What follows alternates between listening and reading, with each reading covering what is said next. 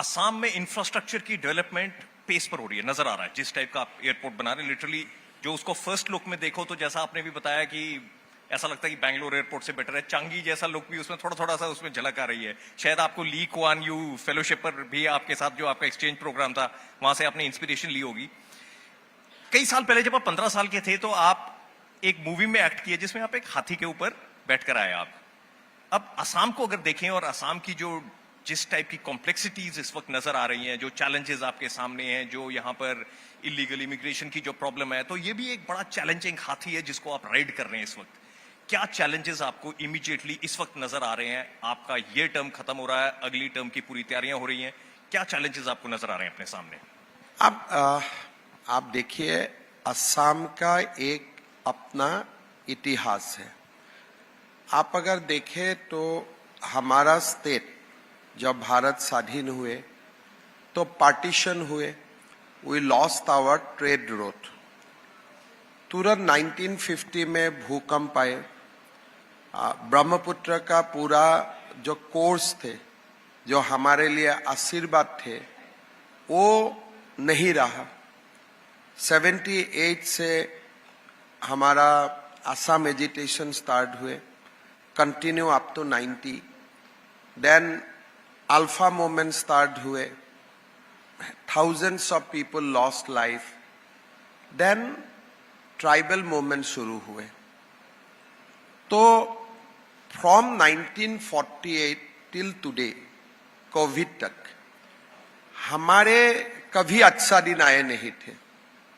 We always live in turmoil, we always lived in ए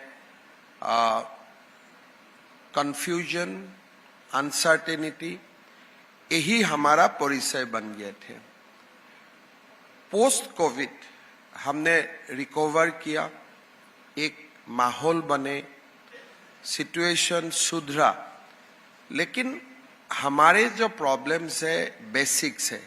जैसे असम का economy के लिए फ्लड कंट्रोल एक बहुत बड़ा इम्पोर्टेंट रिक्वायरमेंट है। असम का डेवलपमेंट के लिए मिलिटेंसी खत्म हो जाए, बहुत बड़ा रिक्वायरमेंट है।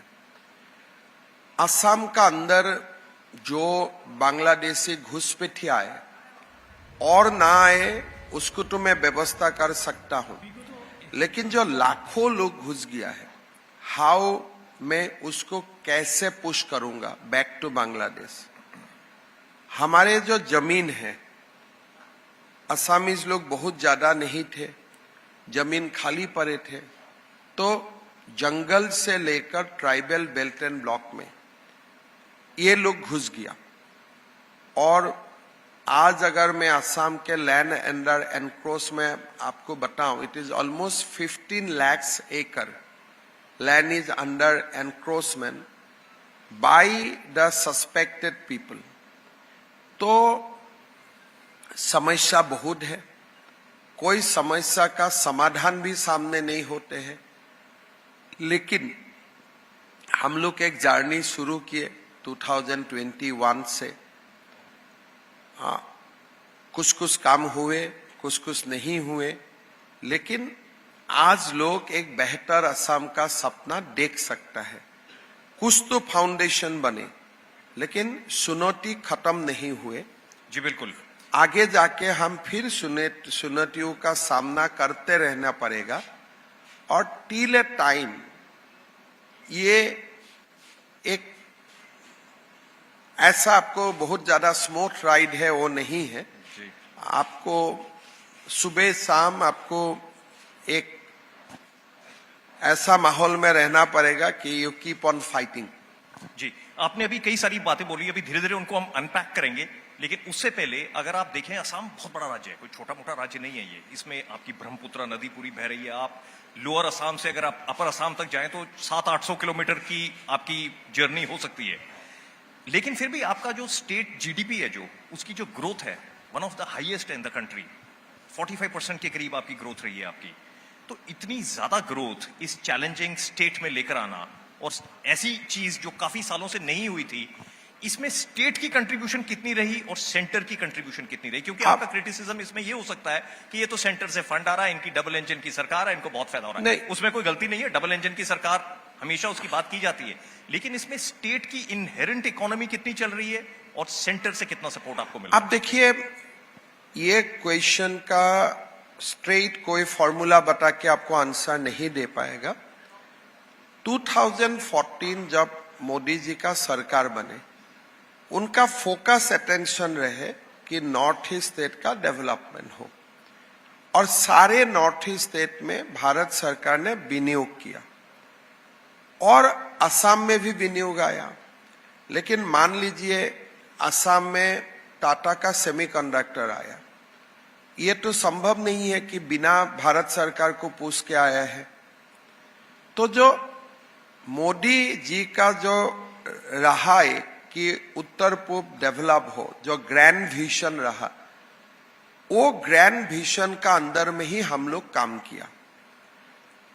ये अगर मैं सेंटर स्टेट को आपको डिसइंटीग्रेट करके बात करना है, दिस आंसर इज क्वाइट, ये दिक्कत वाला उत्तर है। लेकिन ग्राउंड लेवल में जो फील्ड लेवल बोलते हैं, मोदी जी का सपना को साकार करने के लिए हम लोगों ने भरपूर प्रयास किया। अगर भारत सरकार 10 रुपया दिया है, हमने भी 10 रुपया उसमें जोड़ने का काम किया, जो डबल इंजन का मतलब होते हैं। और हमने मोदी जी का जैसा था कि रिक्रूटमेंट ट्रांसपेरेंट हो, तो हमने भी ट्रांसपेरेंट किया। तो मोदी जी का जो बातें थे कि इंफ्रा बने, अगर मोदी जी 50,000 करोड़ हमें दिए हैं, हम भी 20,000 करोड़ रुपया उसमें लगाया। तो अगर ब्रह्मपुत्र का ऊपर पुल प्रधानमंत्री जी ने पास लगाया, तो मैंने भी हमारा रिसोर्स से 2 लगाया। तो इट इज ए गवर्नमेंट, दोनों सरकार तालमेल से अच्छा से काम हो रहा है, और ये मोदी जी का नेतृत्व में ही हो रहा है। जब आप यंग स्टूडेंट थे, आप यूनिवर्सिटी में पढ़ रहे थे, कॉटन यूनिवर्सिटी में, तो उसमें बड़ा आपका बहुचर्चित एनेक्डोट है कि जब रेणुका जी से बात हुई थी और ये था कि आप क्या करते हैं, तो आपने ये बोला कि मैं मुख्यमंत्री बनूंगा एक दिन। आप मुख्यमंत्री बन गए। आप 2021 में आप मुख्यमंत्री बन गए, 2016 में आपने बीजेपी को ज्वाइन किया। इससे पहले जब आप कांग्रेस में थे, वहां पर भी डबल इंजन की सरकार थी। अभी जब आप बीजेपी में हैं, अभी भी डबल इंजन की सरकार है। लेकिन आपको क्या दोनों में कोई फर्क नजर आता है, उन दोनों के ऑपरेशन में? कांग्रेस का सरकार में इंजन नहीं थे। कांग्रेस के सरकार में इंजन नहीं थे। इंजन ही नहीं है? नहीं थे, बॉडी थे, इंजन नहीं थे। तो इसीलिए कुछ काम नहीं हुए करते थे। जब इंजन नहीं थे तो दोनों बात भी नहीं करते थे। आप भी खुश रहो, मैं भी खुश रहूं। जब आप कांग्रेस में थे, आपको उस वक्त भी लगता था कि इंजन नहीं है इसमें? उस वक्त भी आपने काफी टाइम लगाया कांग्रेस में। उस वक्त भी पहला बात ऐसा है, हम लोग जब कांग्रेस में था, जो देखा वही अच्छा लगा था, इसलिए कंपेयर करने के लिए कुछ नहीं था। अगर आप ये मुझे क्वेश्चन 2011 में पूछते थे, शायद मेरा आंसर अलग होते थे। इसलिए असम में तब तक कांग्रेस का ही सरकार चला, कंपैरिजन कुछ नहीं था। अगर एक रास्ता बना है तो मुझको लगता है वही डेवलपमेंट है। अगर 70 साल का बाद एक मेडिकल कॉलेज बना है, मुझको लगता था वही अच्छा है। लेकिन आफ्टर आप 11 years of Modi government, now you can compare कि उनका समय में अगर एक मेडिकल कॉलेज हो रहा है, 10 मेडिकल कॉलेज हो रहा है। अगर हाईवे में डबल लेन बन रहा था, अभी 6 लेन बन रहा है। अगर एक ब्रह्मपुत्र का ऊपर पुल बने थे, अभी 6 बन रहा है। सो उस समय आप मुझे पूछते थे, मैं तो बताता भाई बहुत कुछ हो रहा है। लेकिन किस लिए वो समय कंपैरिजन करने के लिए मेरा पास कोई बैरोमीटर नहीं था। लेकिन आज असम का लोग कंपेयर कर सकता है कि prior to 2014 and post 2014, and now मैं दावा का साथ बोल सकता हूं, दोनों सरकार में इंजन नहीं था उस समय। आपने एक बार बीच में यह भी कहा कि शायद आप खुशकिस्मत थे कि आपके साथ वो हुआ जो हुआ कांग्रेस में। आपकी कांग्रेस के साथ प्लान थी, ऐसा नहीं है कि आपकी प्लान नहीं थी। आप चाहते थे कि आप मुख्यमंत्री बने, बात लगभग तय हो चुकी थी, सोनिया गांधी आपके पीछे थी और राहुल गांधी ने कहा कि नहीं हम नहीं बनने देंगे। राहुल गांधी आपको लगा कि उन्होंने मना कर दिया, उसके 2 साल के बाद आप यहां पर आ गए। भूपेन बोरा आज आपकी पार्टी को ज्वाइन कर रहे हैं और वो बता रहे हैं कि कई सारी दिक्कत कांग्रेस में है। 2013 में मैं लगभग मुख्यमंत्री बन जाते थे, मतलब इट वाज ए 99 में गेम में गिर जाते हैं ना, I reach up to 99, then सांप का मुंह में पड़ गया तो नीचे चला गया। So that was the story. But वो समय जरूर मन में क्रोध थे, एंगर थे कि मुझे बनना था, मैं नहीं बन पाया। लेकिन नाउ इन हाइंडसाइट मुझको लगा कि अगर मैं कांग्रेस का मुख्यमंत्री होते भी थे, शायद 2016 चुनाव में जीतता था नहीं जीतता था, नोबडी नोज। और अभी जो काम करने के लिए एक जो सेंट्रल स्टेट का बीच में संबंध बने, असम का एक फोकस स्टेट बने, वो वाला ऑप्शन हमें नहीं मिलते थे। मैं आपको एक ही एग्जांपल देता हूं। नॉर्थ ईस्ट में सिद्धांत हुए कि एक एम्स बनेगा। नाउ दिल्ली हैज डिसाइडेड कि ये एम्स शिलोंग में बनेगा। देन उस समय निर्णय हुआ कि नॉर्थ ईस्ट में एक इंडियन इंस्टीट्यूट ऑफ मैनेजमेंट आएगा। कहां बनेगा? शिलोंग में बनेगा। तो मेरा क्वेश्चन था, 8 स्टेट में एक क्यों बनेगा? या तो 8 दे दो, नहीं तो कम से कम तो 4 दो। एक नॉर्थ ईस्ट को ब्रैकेट करके भारत का हर प्रदेश में होगा, लेकिन नॉर्थ ईस्ट में एक होगा। मतलब आप दोनों बहन फाइट करो, किसको मिलेगा? दुकान खोल देते थे, एक कमिटी नागालैंड आते थे, मणिपुर आते थे, मेघालय आते थे, and it use to create lot of frictions. अभी पॉलिसी क्या है? भाई मेघालय में भी जाइए तो बनाइए, मणिपुर में भी बनाओ। मणिपुर में अगर स्पोर्ट्स यूनिवर्सिटी दिया है तो असम में IIM, हर जगह में, अरुणाचल में अपना काम हो रहा है। तो एक नॉर्थ ईस्ट को जो भेदभाव था वो खत्म हो गया।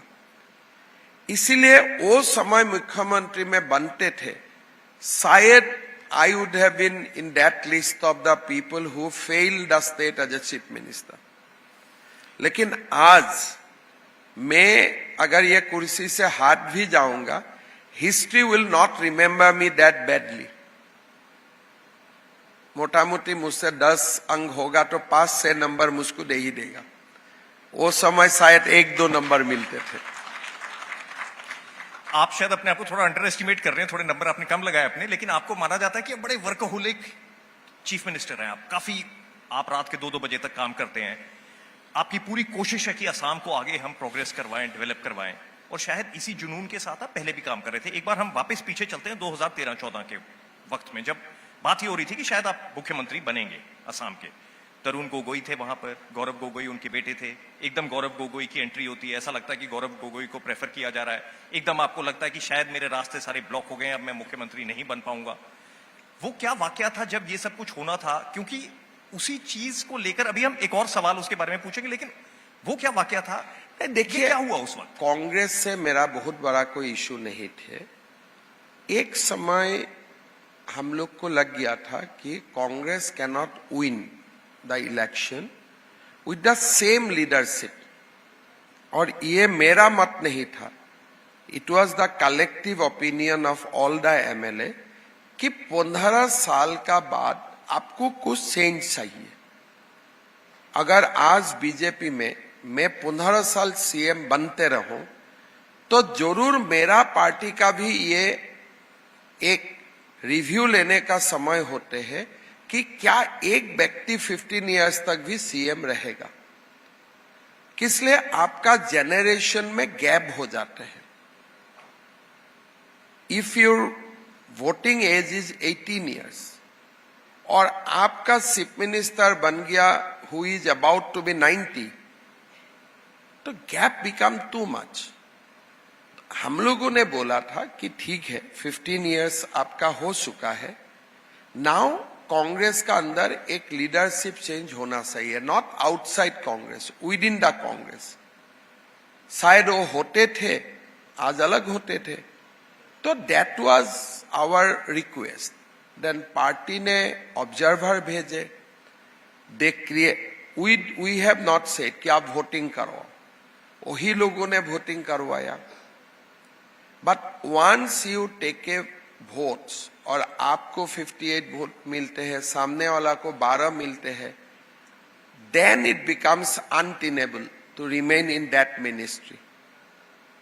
पहले तो आपको वोटिंग ही नहीं करवाना था, लेकिन एक बार वोटिंग हो गया, and I know that the person who is sitting in that post has only support of 12 MLA।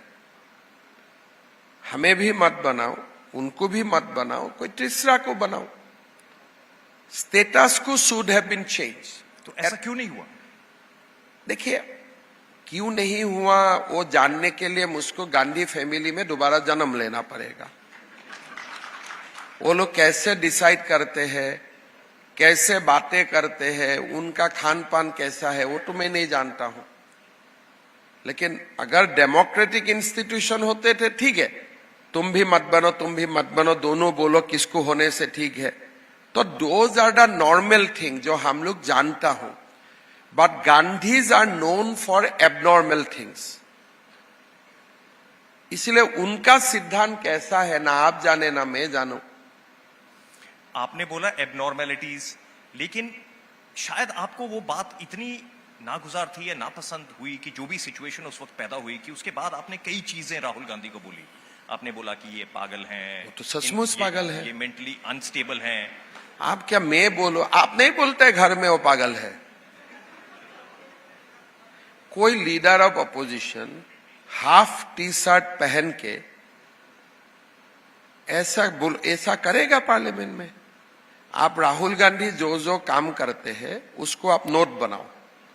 He wear a half T shirt, he does this, फिर 7 GPT में इसको डाल दो, 7 GPT आपको आंसर दे देगा, this is a symptom of A imbalance person. मैंने डाल के देखा हूं।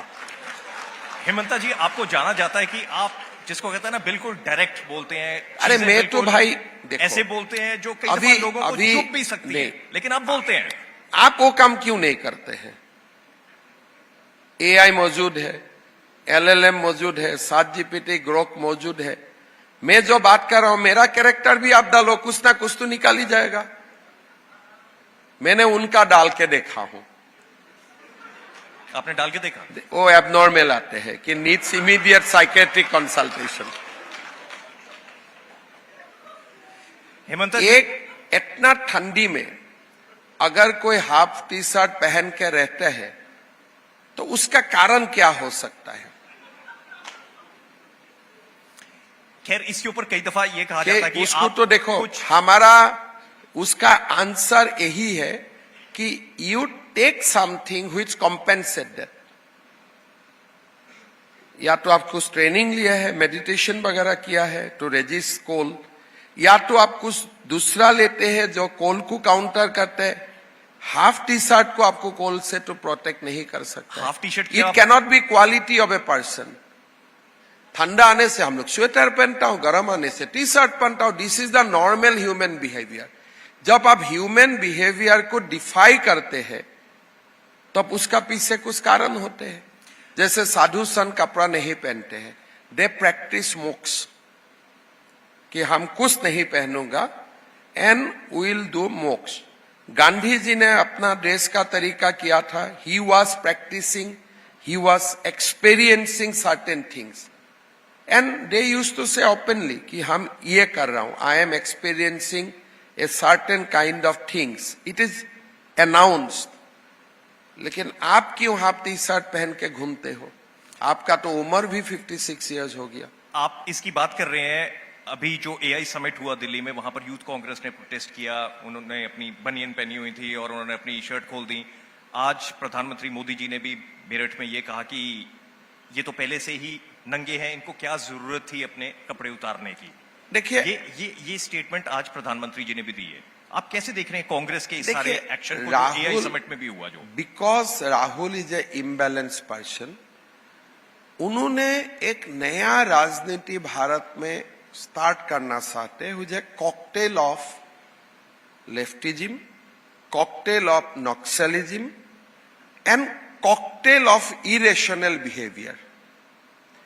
हम सबको बोलूंगा ये क्यों है, ये क्यों है, लेकिन खुद चार्टर्ड फ्लाइट में ही चलूंगा। मैं खुद बोलूंगा ये क्यों ऐसा करते हैं, लेकिन I live in a most secured position. मैं बोलूंगा ये क्यों कर रहे हैं, but every year I go to foreign vacation for 13-14 times. मतलब you will not question me, but I will make you communist, I will make you socialist, I will make you एनजीओस्ट।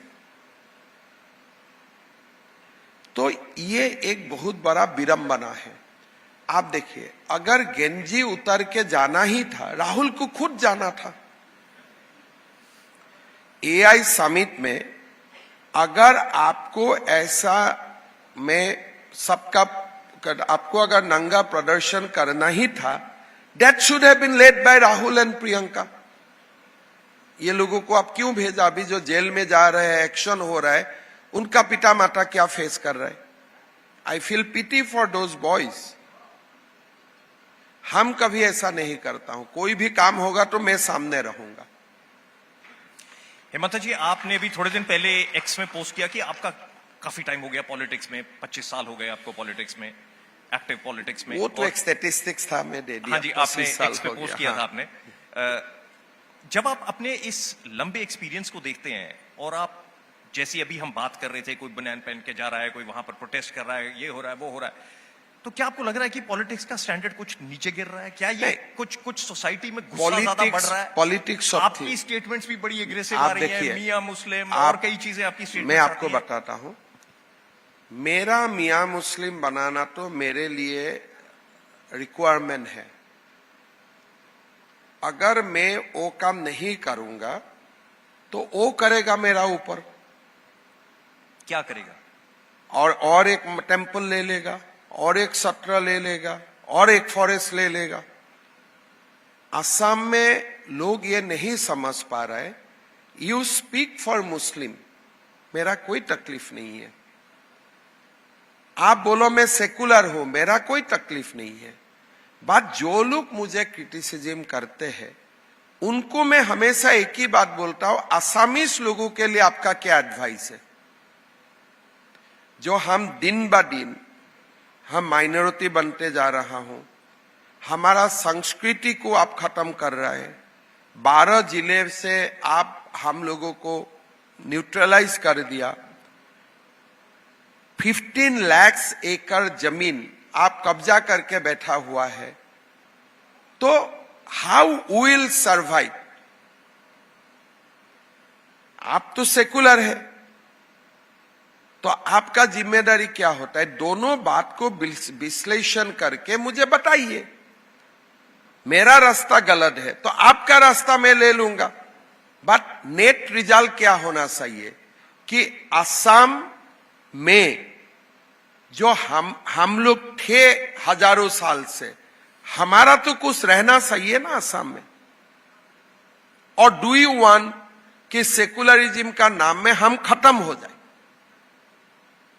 Hemant ji, development और identity के बीच में ये fight आज असम में चल रही है। 1985 में आपका असम अकॉर्ड आया, उसमें रूल्स बड़े क्लियर हो गए कि 1966 से पहले जो है वो यहां पर होंगे, जो 1966 से 71 समझ में गया होंगे। जी, तो आपने अकॉर्ड बना दिया, ईयर बता दिया जी, लेकिन मैं अकॉर्ड क्यों बनाया था? कि मैं जिंदा रहूंगा जी, लेकिन मैं तो अभी जिंदा नहीं हूं। इसमें आपने ही एक बात कही कि लगभग 1.5 करोड़ के करीब ऐसे लोग होंगे आज की डेट में असम में जिनको यहां नहीं होना चाहिए, और लेकिन 1.5 करोड़ को अब वापस धकेलना, बांग्लादेश ये बोले हाँ ये हमारे लोग हैं हम वापस ले लेंगे, ये सब चीजें नहीं होंगी। इसीलिए मैं संघर्ष करते रहूंगा। अब वो यहीं रहेंगे। हाँ, तो आप कैसे भी रहेंगे? यहाँ रहो, हम भी रहो, हम संघर्ष करते रहूंगा। हम किस तो चीज का सरेंडर तो नहीं कर सकता हूं। किस चीज के लिए संघर्ष? आप अगर मेरा जमीन कब्जा करते हैं, मैं आपको भगाऊंगा। कहां भागेंगे वो? जहां भागे भागो, मेरा वो जिम्मेदारी नहीं है ना सोचने का। वो तो सेकुलर सोच है, मैं क्यों सोचूं? अगर मेरा लड़की को आप उठा के ले जाते हो तो मैं आपको जेल में डालूंगा। आप अगर मेरा मंदिर में आएगा, जब तक मेरा पावर रहेगा मैं आपको घुस के बाहर निकालूंगा, और जब तक भगवान मुझे ये समता दे के रखूंगा मैं वो समता का प्रयोग भी करूंगा। बिल्कुल। और आपके अगर पिछले कुछ दिनों में देखें तो काफी एक्टिविटीज हुई हैं कि जंगल में एनक्रोचमेंट्स जो उनको हटाया जा रहा है, वहां पर आपको नजर आ रहे हैं कि जेसीबी वहां पर है और सारी एनक्रोचमेंट को हटाया जा रहा है वहां पर। उसमें भी ये कहा जाता है कि कुछ लोग वहां पर ऐसे हैं जो ब्रह्मपुत्र के साथ आसपास रहते थे, पुराने मुस्लिम लोग हैं जो असम के ही हैं, और जब ब्रह्मपुत्र नदी काटती है, जब बाढ़ आती है, ये उनको एक्सपर्ट जंगलों कौन है? में नहीं उनको असम जंगलों का में बारे बैठा में दिया। ये एक्सपर्ट कौन है? थोड़ा मुझे नाम दीजिए तो। जी, ये जो आप बोल रहे हैं वो कहां से आप कोट कर रहे हैं? पुराना नया ये कहां से आ रहा है? मैं आपको ये पूछ रहा हूं हमारे कि हमारे जो असम का पुराना मुसलमान है, देख के ही आपको पता चल जाएगा कि ये पुराना मुसलमान है, और कोई लोग उनको कुछ भी नहीं बोलते हैं। लेकिन ये आपको लगता है कि 1.5 करोड़ के करीब यहां पर होंगे जो आपको लग रहा है कि गलत तरीके से देखिए असम में है? ये लोग गलत तरीके से आया। कुछ लोगों को असम अकॉर्ड ने रेगुलराइज किया, लेकिन वो अकॉर्ड में बोला गया था कि ये लोग रेगुलराइज करने से भी आपका तकलीफ नहीं होगा। But truth is not like that. हम लोग तो फिर ढीला हो गया उसका बाद। अकॉर्ड का बाद, अगर अकॉर्ड का समय ये 30-70 था, अकॉर्ड का बाद तो 40-60 हो गया। That means that accord is a failure. हमें प्रोटेक्शन नहीं मिला। आपको असम में रहना है तो कुछ तो एटीट्यूड आपको चेंज करना पड़ेगा। आप एक निर्णय लो कि will not force Hindu to migrate. उसमें क्या आपत्ति है उनका? आपने निर्णय करो कि मैं मोनास्ट्री का माटी को कब्जा नहीं करूंगा, उनमें क्या आपत्ति है? आपने निर्णय करो कि मैं 10-12 बच्चा को पैदा नहीं करूंगा, 3-4 is good enough to sustain. आपने निर्णय करो कि मैं सरकारी जमीन को कब्जा नहीं करूंगा, which is illegal, you tell me. मैं जो बोल रहा हूं उसमें क्या इलीगल बोल रहा हूं? भारत का नॉर्म्स है 2 बच्चा 3 बच्चा, आपको क्यों 11 बच्चा चाहिए? What is the logic? You want to out number us. ये तो गलत बात हुए। ये डेलिब्रेट है, ये डेलिबरेट है, नहीं तो क्या जरूरत है? ये जगह में एक हिंदू फैमिली है, ये जगह में वो लोग है, इसका 3 बच्चा, इसका 11 बच्चा है, दोनों का इनकम भी एक है, दोनों का सब कुछ एक है। आप क्यों करते हो? You must show respect to the indigenous community of the land. आप असम में आए, आप आ गया, अभी मैं आपको भेज नहीं सकता हूं, फाइन, लेकिन आपको इतना तक तो नहीं जाना चाहिए कि एमएलए भी मैं ही बनूंगा, मंत्री भी मैं ही बनूंगा, स्कूल भी मैं ही चलाऊंगा, जमीन भी मैं ही हड़प लूंगा। तो एक एथिकल ग्राउंड बनना पड़ेगा कि नहीं बनेगा? If I started going and staying in Karnataka, तो मैं थोड़ा कर्नाटक का अस्मिता को रक्षा हो, मेरा भी जवाबदेही होगा कि नहीं होगा? तो अभी जो मैं कर रहा हूं, this thing will lead to the change of behaviour. अभी बाल विवाह बंद हो गए लगभग। अभी काफी सारे अरेस्ट किए आपने उसमें 12,000 के करीब। नहीं, और करूंगा। 12,000 कम है, मैं 50,000 कर दूंगा। मैं सेकुलर लोगों से डरने वाला नहीं हूं, पक्का बात है, मैं नहीं डरता हूं, इसलिए I know what I am doing, it is constitutional. बाल विवाह बंद करना, it is a constitutional mandate. तो हमने विधानसभा में कानून पास किया कि आप 3 बच्चा, कि आप 2-3 विवाह नहीं कर सकता हूं, you have to satisfied with 1 wife. हम कानून बनाया, और आगे मैं कानून बनाऊंगा, 3 का ऊपर बच्चा होगा तो सरकारी स्कीम आपको नहीं मिलेगा। और मैं करते जाऊंगा, बिंदास करते जाऊंगा। आपने कॉन्स्टिट्यूशनल की बात की, असम में क्राइम की भी प्रॉब्लम है। क्राइम में भी आपने कोई क्राइम में अभी नहीं है। आपने इंस्ट्रक्शंस दी कि भी गोली मारो। देखो, मैं तो गोली मार का इंस्ट्रक्शन तो मैं नहीं देख सकता हूं, लेकिन क्राइम करके कोई भागे तो आपको पुराना सीआरपीसी आईपीसी अलाउ करते हैं कुछ एक्शन लेने का, जो कानून अलाउ करता है उसको बेशक लो, आपका कुछ नहीं होगा। तो यहां में वही हुए जो कानून अलाउ करते हैं। अभी crime has come down by 30% की 60%। जो 1.5 लाख सालाना क्राइम था, today it is 40,000। These are the change we brought in just 5 years। ये तो बात हुई आइडेंटिटी की। हम बात कर रहे थे कि एक बड़ा मुश्किल हाथी है जिसके ऊपर आप इस वक्त सवार हैं, वो आइडेंटिटी भी है, डेवलपमेंट भी है। आप रिसेंटली भी डावोस गए हुए थे और असम पहली बार वहां पर रिप्रेजेंट किया गया। सेमीकंडक्टर प्रोजेक्ट्स यहां पर आ रहे हैं, ब्रिजेस इंफ्रास्ट्रक्चर की हम बात कर रहे हैं, इलेक्ट्रिसिटी सप्लाई लगभग 22.5 घंटे यहां पर आज आप सप्लाई कर रहे हैं। अभी हम लोग सरप्लस भी हो गया इन जनरेशन, और हमारा power availability is now almost average 22 to 23 hours। और काफी अच्छा काम हो रहा है डेवलपमेंट, और उसमें मैं कोई भेदभाव नहीं कर रहा हूं, सबको कर रहा हूं, सबको समान दे रहा हूं। अगर आप अपने इलेक्शंस बिल्कुल जिसको कहते हैं 1-2 महीने दूरी रह गए हैं, अगर आप अपने विजन की बात करें कि आप असम में अब क्या करना चाहेंगे, जो आपको लगता है कि ये मेरी टॉप प्रायोरिटीज हैं डेवलपमेंट के एंगल से, क्या करेंगे आप?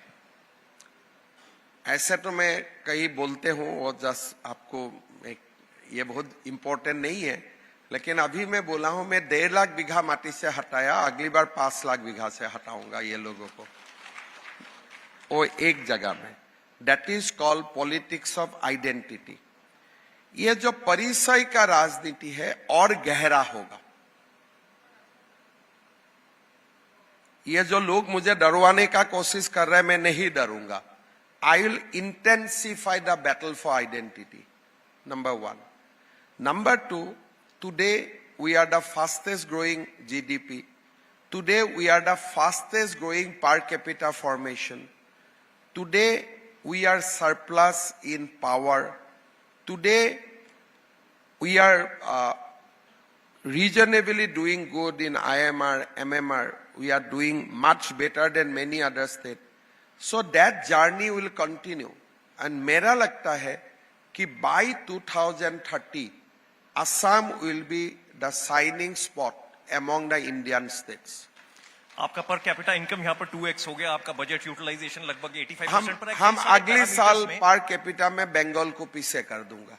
कई पैरामीटर्स में आप बहुत अच्छा कर रहे हैं, कई, लेकिन आपके सामने और भी कई बैटल्स आप फाइट कर रहे हैं। अभी रिसेंटली एक बैटल आप फाइट कर रहे हैं गौरव गोगोई के साथ। गौरव गोगोई की वाइफ एलिजाबेथ गोगोई, उनका पाकिस्तान कनेक्शन, एसआईटी रिपोर्ट बाहर आई, नहीं आई। आप देखो, मैं गौरव गोगोई का साथ फाइट नहीं कर रहा हूं, मैं पाकिस्तान का साथ फाइट कर रहा हूं। Pakistan should not have any assets in India. तो ये जो जंग है ये पाकिस्तान का खिलाफ है। पाकिस्तान का कोई एसेट भारत में नहीं होना चाहिए। आप कन्विंस्ड हैं कि वो हाँ, पाकिस्तान का asset है? 100%। मैं आपका चैनल में डायरेक्ट बोल रहा हूं कि he is a agent of Pakistan, मेरा ऊपर केस करे। इतना तो डायरेक्ट कोई नहीं बोलेगा, at the risk of defamation. Deputy leader of opposition की बात कर रहे हैं। जो मैं बोला ना, I asset of am Pakistan. Talking about a Pakistani asset, और मेरा ऊपर हो जाके केस करे अगर मैं गलत बोल रहा हूं। आपकी एसआईटी की रिपोर्ट क्यों नहीं पब्लिक हो रही है? टेबल पब्लिक ही कर दिया हूं भाई। उसके कुछ पोर्शंस हुए हैं, कंप्लीट उस रिपोर्ट एक दो फोटोग्राफ्स मैंने पब्लिश नहीं किया, because that is I am under oath of secrecy, लेकिन भारत सरकार को मैं दे देता हूं। कुछ बातें होते हैं you cannot reveal to the press. अगर कोर्ट में मैं चार्जशीट देता था, जरूर उसको एनेक्सर बन जाते थे, लेकिन हम चार्जशीट नहीं दे रहा हूं, भारत सरकार देगा, तो इसीलिए वी ट्रांसफॉर्म। मेरा ऊपर वो क्यों केस नहीं करते हैं, इसलिए उसको मालूम है यहां तक तो यहां, और आगे भी मेरा पास सामान है। नहीं तो कोई व्यक्ति ये अपमान लेगा कि पाकिस्तान का एजेंट। कोर्ट में नहीं जाते थे, मेरा ऊपर इंजेक्शन नहीं लेते थे। वो आपके ऊपर एलिगेशंस लगाते हैं कि आपके पास 4000 एकड़ इलीगली ऑक्यूपाई हुए ले लो ना, मैं डोनेट 10 कर करोड़ दिया। आपकी वाइफ की कंपनी मेरा में पास जो भी इलीगल है आपको agriculture- डोनेट कर दिया, आप ले लो। आप जाओ, कब्जा करो, खा जाओ, अगर इलीगल है तो। जो भी इलीगल है मैं लिख दिया, ले और लो। वो जो 10 करोड़ की सब्सिडी की बात कर रहे हैं कि एग्रीकल्चर, वो भी ले लो अगर मेरा अकाउंट में जमा हुआ है तो। वो कहते हैं कि अप्रूव हो गया, अकाउंट में शायद जमा ना हुआ हो। तो अगर पैसा में नहीं आ ले यार तो मुझे ऊपर क्यों इंतजाम लगाते हो? आप ये भी बोलता है लोगों को, पहले बोलने का पैसा नहीं लिया, पैसा लिया, जब मैं पकड़ता हूं तब बोलता है शायद पैसा नहीं लिया, तो माफी मांगो।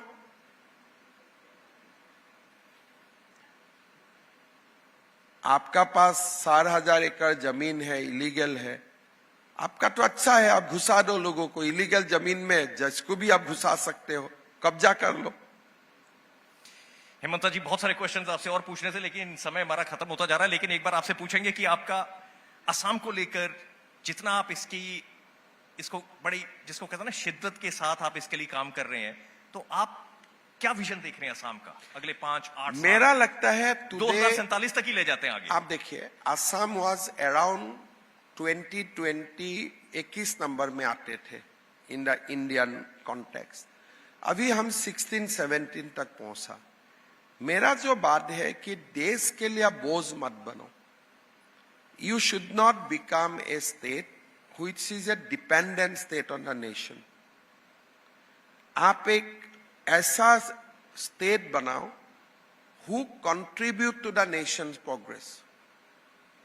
तो मेरा जो एक सब में बोलो, I want to take Assam from a dependent state to a contributory state. Very simple बात।